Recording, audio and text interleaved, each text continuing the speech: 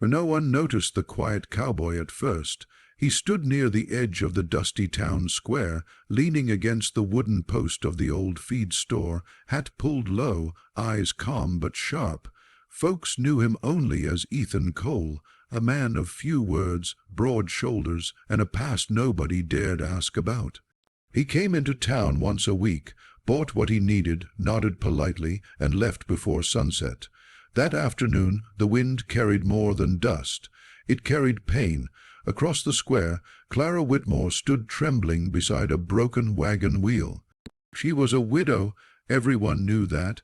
Her husband had died 2 winters ago, crushed beneath a fallen beam in the silver mine. Since then, Clara had lived quietly at the edge of town with her 6-year-old son, Noah, stitching clothes and selling bread to survive. But today, survival wasn't enough. A group of men surrounded her, 3 ranch hands drunk on cheap whiskey and cruelty. Their laughter was loud, sharp, careless. "Come on, widow," one sneered, kicking the wheel. "You owe rent, or have you forgotten? I'll pay," Clara said softly, clutching a small hand. "Please, just give me 1 more week." Another man grabbed her arm. "You said that last week," Noah whimpered. Clara pulled him behind her, fear flooding her eyes. The crowd watched. No one moved. Fear had a way of chaining people in place, except one. Ethan's jaw tightened. His hand clenched slowly into a fist. He didn't shout, didn't curse. He simply stepped away from the post. Each footstep toward them was deliberate, heavy with purpose. The men didn't notice him until his shadow fell across Clara's shaking form. "Let her go."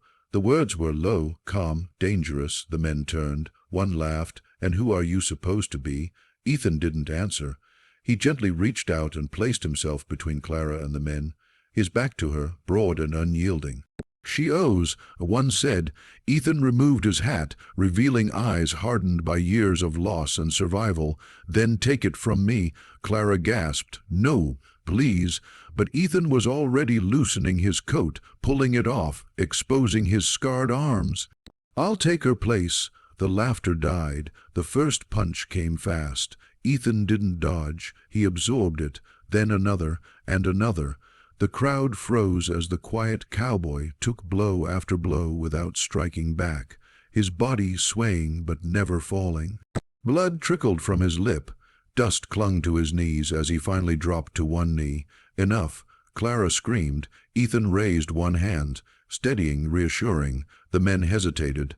Something in his silence unsettled them. This wasn't fear. It wasn't weakness. It was resolve. With a final curse, they stepped back, spitting into the dirt. "She's got a week," one muttered before they stumbled away. The square fell silent. Ethan stayed kneeling until they were gone. Then he stood slowly. Clara rushed to him. "Why would you do that?" Her voice broke. "You could have been killed." Ethan put his hat back on. Didn't feel right to watch. That was all. He walked away before she could say another word. That night, Clara couldn't sleep. Every bruise he'd taken replayed in her mind. She packed a small basket, bread, salve, clean cloth, and wrapped herself in a shawl. Noah followed quietly. Ethan's ranch sat miles outside town, tucked against the hills. The house was simple, weathered, honest. She knocked softly. After a long moment, the door opened. Ethan looked surprised. "You shouldn't be out here. You shouldn't have done what you did," she replied, holding up the basket. He stepped aside. Inside, the house smelled of leather and wood smoke. Clara gently tended his wounds, her hands trembling. He never flinched. "Why?" she asked again. Ethan stared at the fire. "Because once, no one stepped in for someone I loved." The words hung heavy. Over the following weeks, Ethan quietly helped Clara, fixing her roof, mending the wagon, leaving sacks of flour at her door without explanation.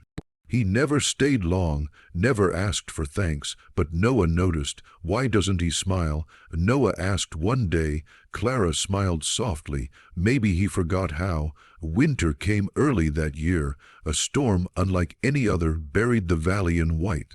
Roads vanished, supplies ran low. One night, Clara's door burst open under the wind. Ethan stood there, breathless. "You can't stay. The roof won't hold."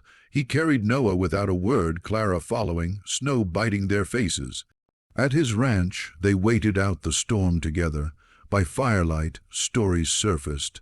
Ethan spoke of a wife lost to illness, a child buried before he learned to walk.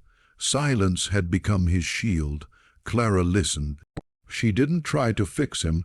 She simply stayed. When spring came, the town changed. The men who'd hurt her left. Word spread of the cowboy who didn't speak, but stood. Ethan tried to return to solitude.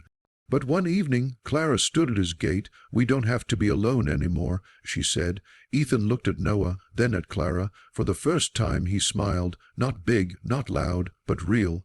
And the quiet cowboy, who once took pain without a word, finally found a place where silence meant peace, not loneliness.